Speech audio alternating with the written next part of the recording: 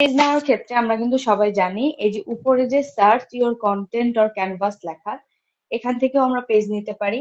আবার একদম নিচে যে পার্পল কালারের একটা প্লাস চিহ্ন আছে, এখান থেকেও আমরা পেজ নিতে পারি। ঠিক আছে? তো আমরা পেজ, যেহেতু আমরা এখন প্রফেশনাল ভাবে কাজ করার ট্রাই করব, সেক্ষেত্রে আমরা পেজ নেওয়ার ক্ষেত্রে সবসময় সিলেক্ট করব হচ্ছে এই যে বেগুনি কালারের যে নিচে প্লাস চিহ্ন মাঝখানে যেটা, সেটাকে আমরা সবসময় সিলেক্ট করব। তো এটাকে সিলেক্ট করার পরে আমি যে একটা কাজ করব, আমাকে জানতে হবে আমি মানে কোন সাইজের, যেমন যদি লোগো তৈরি করতে চান, লোগোর ব্যাপারে যেহেতু আমরা পরে যাব, আমি জাস্ট এক্সাম্পল দিচ্ছি। লোগোর ক্ষেত্রে আমাদের দরকার হয় 500, 500, 500, 500। ঠিক আছে? আর ফেসবুকের পোস্টার, যেটা আমি এখন দেখাবো, মানে এখন একটু আইডিয়া দিব, পোস্টার, ব্যানার, ফেসবুকের, ইনস্টাগ্রামের, এগুলো যে বিভিন্ন বিজ্ঞাপন আমরা দেখি, সেই ব্যানারের সাইজ হচ্ছে 1080 বাই 1080।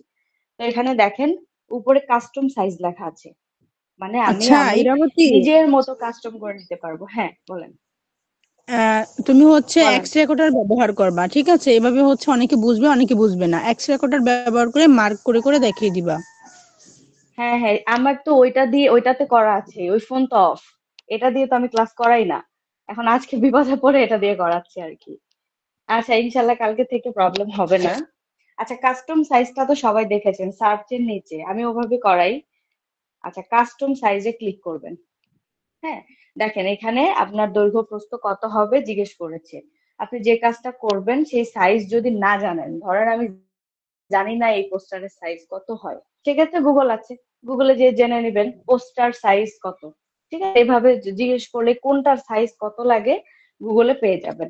তো আমরা যেহেতু আজকে পোস্টের একটা ডিজাইন ক্রিয়েট করা ট্রাই করব, তো 1000 বাই 80, সরি, এখানেও 1000 বাই 80 মানে স্কোয়ার আর কি। ঠিক আছে? এই যে দেখেন ক্রিয়েট নিউ ডিজাইন লেখা চলে এসেছে। এই যে দেখেন নিচে আছে ইনস্টাগ্রাম পোস্ট, মানে ইনস্টাগ্রামের পোস্টের ডিজাইন মানে সাইজও এটাই। তো যাই হোক, ক্রিয়েট নিউ ডিজাইনে আমি ক্লিক করব।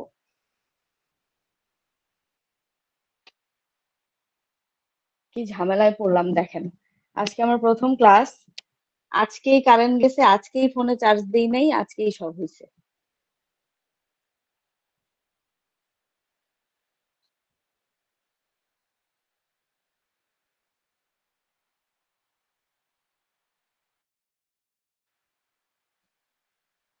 দেখি আমার ওইটা কতক্ষণ চলে, ওইটার নেট থেকে ইউজ করি।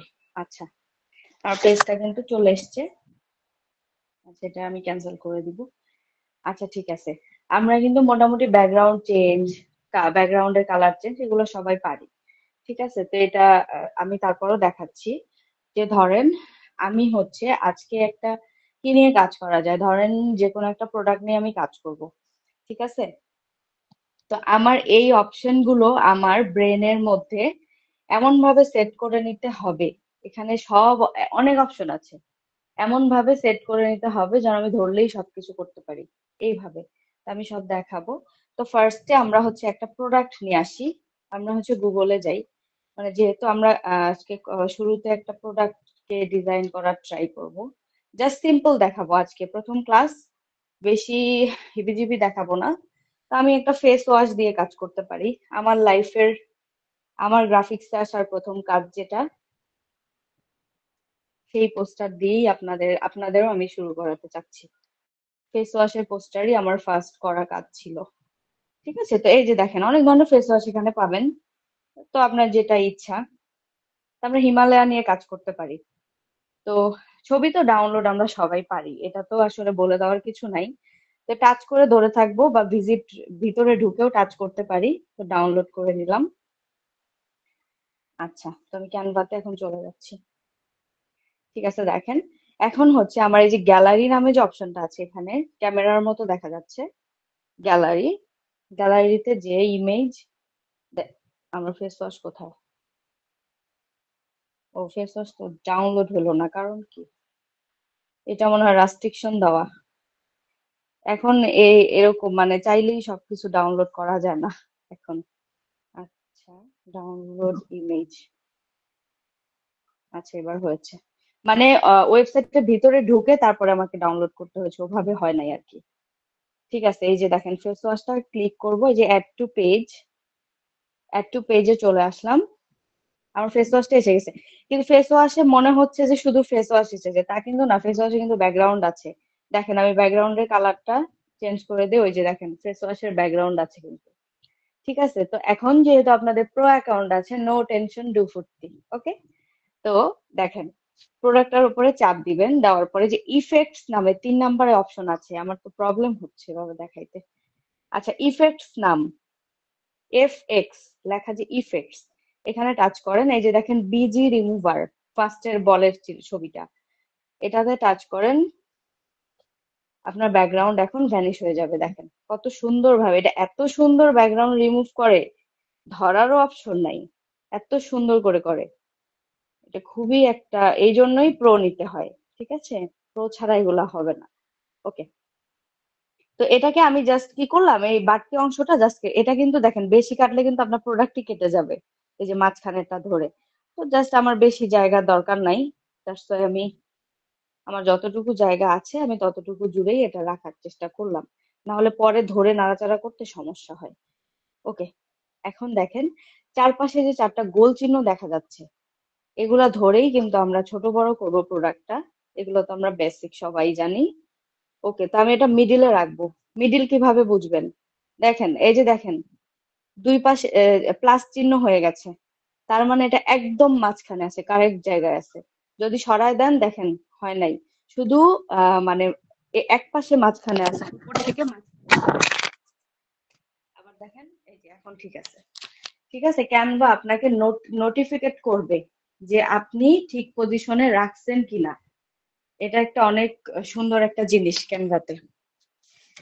এছাড়াও এছাড়াও দেখেন, ধরেন আপনি বুঝতেছেন না, আপনার মার্কও আসতেছে না, কিছুই আসতেছে না, আপনি বুঝতেছেনই না যেটা মাঝখানে আছে কিনা, ধরেন সরে আছে, কি করবেন, এই যে অপশন গুলো থেকে স্লাইড করবেন।